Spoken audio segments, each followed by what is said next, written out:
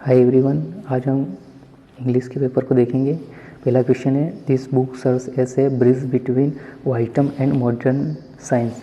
यह बुक जो है ब्रिज बनाती है, पुल बनाती है बीच में वाइटम यानी बुद्धि और मॉडर्न साइंस यानी आधुनिक विज्ञान। तो कौन सी बुद्धि और आधुनिक विज्ञान के बीच में बनाती है? रिसेंट यानी हाल का, अनिसेंट यानी एंसेंट यानी प्राचीन, प्रेजेंट यानी वर्तमान, करंट यानी जो भी चल रहा है। तो वो बनाती है प्राचीन बुद्धि और आधुनिक विज्ञान के बीच में ब्रिज बनाती है। सेकेंड है, we must do nothing extremes, everything should be done in और ब्लैंक। तो इसका आंसर क्या होगा?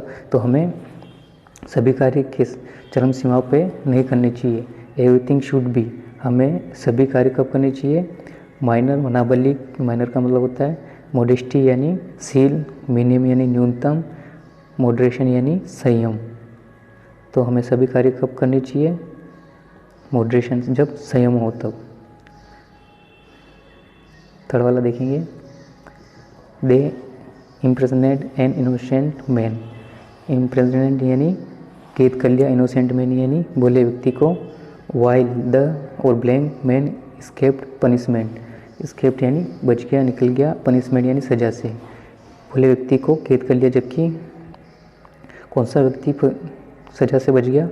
तो गिल्टी का मतलब होता है दोषी, तो अपना यही सही होगा। गिल्टी यानी दोषी व्यक्ति सजा से बच गया। विक्टिम यानी होता है शिकार, एक्यूज्ड यानी होता है अभियुक्त, और प्रीप्रेटर यानी होता है अपराधी। तो हमारा जो दोषी व्यक्ति होता है वो सजा से बच गया। फोर्थ वाला,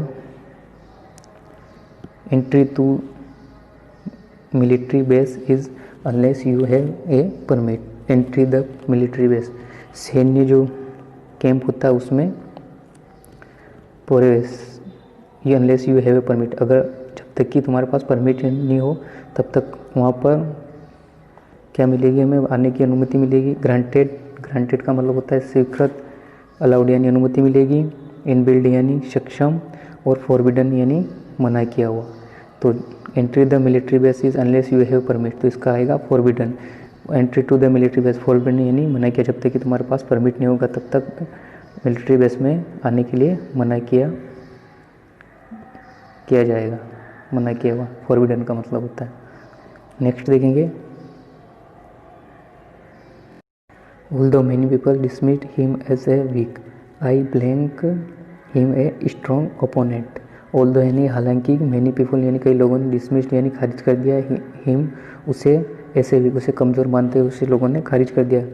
I him a strong opponent, लेकिन मैंने, है ना, तो ही में स्ट्रॉन्ग ओपोनेंट, मैंने उसे स्ट्रॉन्ग ओपोनेंट यानी मजबूत प्रतिद्वंदी माना। तो इसमें माना का सेंस आ रहा है। तो माना के लिए क्या उपयोग किया जाता है? सपोस्ट का मतलब होता है माना की, लेकिन सपोस्टेड का मतलब होता है काल्पनिक, यानी जो रियल नहीं होता उसे माना हुआ। तो ये नहीं आएगा। इंटेंटेड यानी होता है इरादा, कंसिडर्ड यानी माना। तो इसमें जो माना आएगा ये वाला आएगा माना, क्योंकि सपोस्टेड का मतलब होता है माना, लेकिन ये होता है कल्पना वाला। और डिजर्व्ड का मतलब होता है लायक। तो इसका जो आंसर होगा वो कंसिडरेट होता है।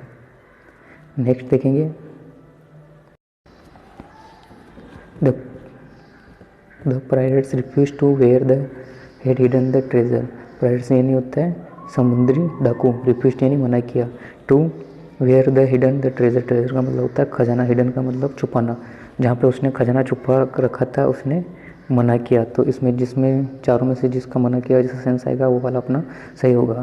तो डाइवेस्ट का होता है उतारना, डिविलियर्स का मतलब होता है रहस्य खोलना, रहस्य खोलना, है ना। तो उसने खजाना छुपा रखा था, उसका रहस्य खोलने के लिए रिफ्यूज कर दिया यानी मना कर दिया। तो हमारा जो आंसर होगा वो डिविलियर्स होगा।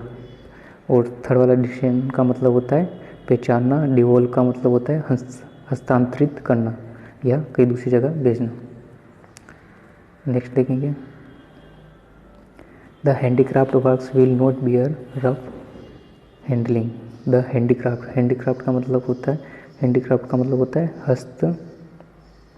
हस्तशिल्प यानी हाथ से बनी हुई चीज़ें।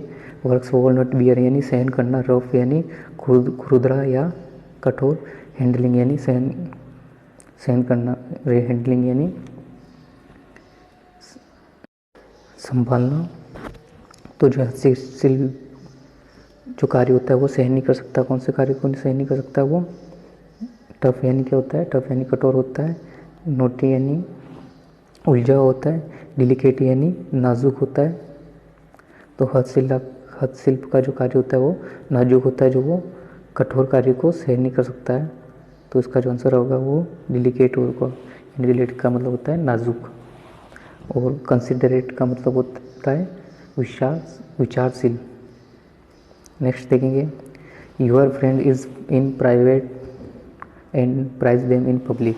Your friends in private and prize them in public. Prize का मतलब होता है प्रशंसा करना, पब्लिक यानी सार्वजनिक जगह पे, यानी अपने मित्र की सार्वजनिक जगह पे प्रशंसा करनी चाहिए। और अकेले में क्या करनी चाहिए, तो बुली का मतलब होता है दोस्त दिखानी चाहिए।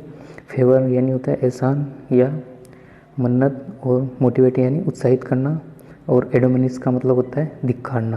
तो प्राइवेट में क्या करना चाहिए, प्राइवेट में अपन दिखा सकते हैं, लेकिन पब्लिक यानी सार्वजनिक जगह पे उसका प्रशंसा करनी चाहिए। तो इसका जो आंसर होगा वो फोर्थ वाला होगा एडोमिनिस। Thank you for watching, bye, good bye.